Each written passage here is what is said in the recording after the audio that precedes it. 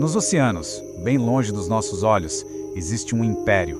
Um império que não é governado pelo instinto puro, mas sim por cultura, por tradição e por uma inteligência que, honestamente, desafia tudo o que a gente acha que sabe. Essa aqui não é a história de um simples animal, é a saga de verdadeiras nações que vivem debaixo d'água. E a gente vai mergulhar fundo nessa história. O nome mais famoso delas já causa um arrepio: baleia assassina. Mas quer saber? Essa talvez seja uma das maiores injustiças da biologia. Esse apelido esconde uma verdade muito mais complexa e, olha, fascinante. Pois é, para começo de conversa, elas nem baleias são. São, na verdade, os maiores membros da família dos golfinhos. E elas não formam uma espécie única, sabe, igual em todo lugar. Pelo contrário, elas formam uma rede global de sociedades e cada uma delas tem a sua própria identidade, a sua própria cultura. Então, se prepara. A gente vai desvendar essas camadas todas. Vamos ver como o som define quem elas são, como a caça é uma tradição ensinada de pai para filho, ou melhor, de mãe para filho, o que a biologia nos diz sobre o que elas sentem e, no final, um mistério que está acontecendo agora, em tempo real. A base de qualquer cultura é a comunicação, certo? E no universo das orcas, a voz é, literalmente, o passaporte. É o que define quem você é e a que família pertence.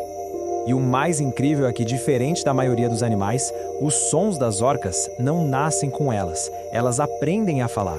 Cada grupo familiar desenvolve um dialeto próprio, um sotaque único que é passado de mãe para filhote. É esse dialeto que diz: você é dos nossos ou você é um estranho. E essa cultura do som acaba criando divisões muito claras. Os chamados ecótipos são, na prática, nações diferentes. As residentes, por exemplo, são super falantes, adoram uma conversa e se especializaram em comer peixes.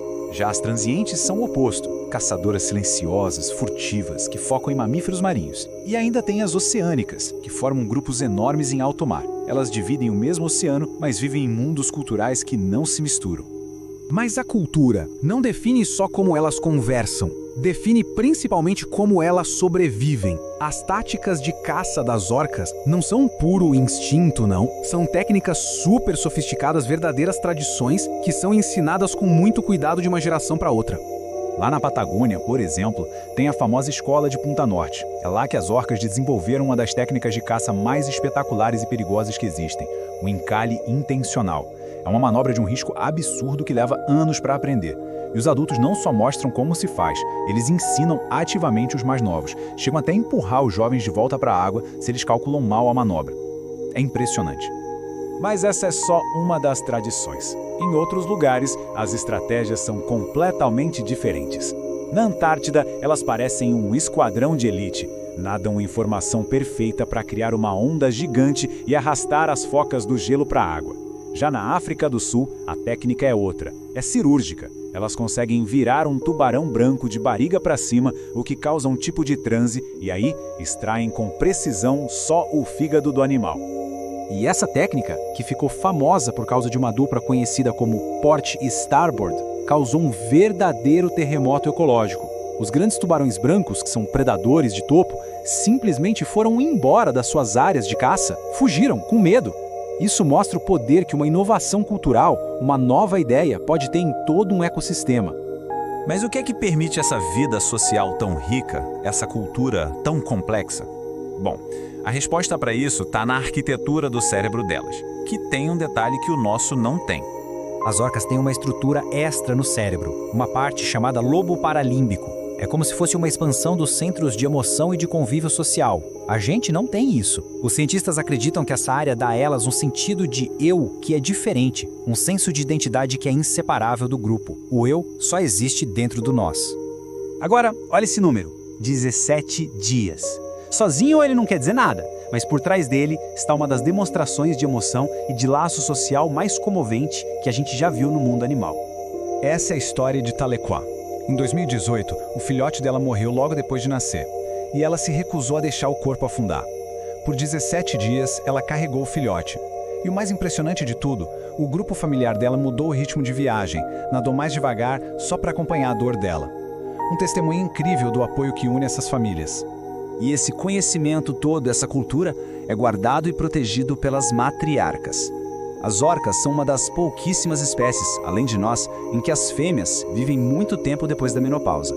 Elas param de ter filhotes, mas o valor delas para o grupo se multiplica. Elas viram as guardiãs da memória, as líderes que sabem o que fazer quando tudo dá errado. E a importância delas não é só uma ideia bonita não, é questão de vida ou morte. Dá uma olhada nesse gráfico. A chance de um macho adulto morrer aumenta 8 vezes no ano seguinte à morte da mãe dele. Ele não perde só a mãe, ele perde a biblioteca viva que era a chave para a sobrevivência dele. E essa capacidade incrível de aprender e de passar conhecimento para frente nos traz a um enigma atual, uma nova cultura que talvez esteja nascendo bem diante dos nossos olhos. Na Península Ibérica, um grupo específico de orcas começou a interagir com veleiros de um jeito bem particular. Elas vão até os barcos e quebram os lemes. Não é um ataque às pessoas, é um foco total e absoluto nos lemes. O que será que está acontecendo ali? A ciência ainda está quebrando a cabeça com isso, mas existem 3 hipóteses principais. Pode ser só um jogo, uma brincadeira, uma moda que se espalhou pelo grupo. Pode ser uma reação a algum trauma, um comportamento de defesa que uma orca aprendeu e ensinou para as outras. Ou, quem sabe, pode ser até um jeito de treinar a caça de atus gigantes. Ninguém tem certeza, mas é um exemplo fascinante da cultura em plena ação. E isso tudo nos leva à reflexão final.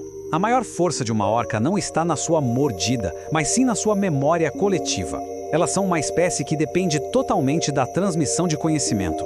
Se uma matriarca morre antes de passar adiante o que sabe, um grupo inteiro pode desaparecer, simplesmente porque eles não sabem mais como sobreviver. Proteger as orcas, no fim das contas, é proteger não apenas animais, mas as suas culturas milenares.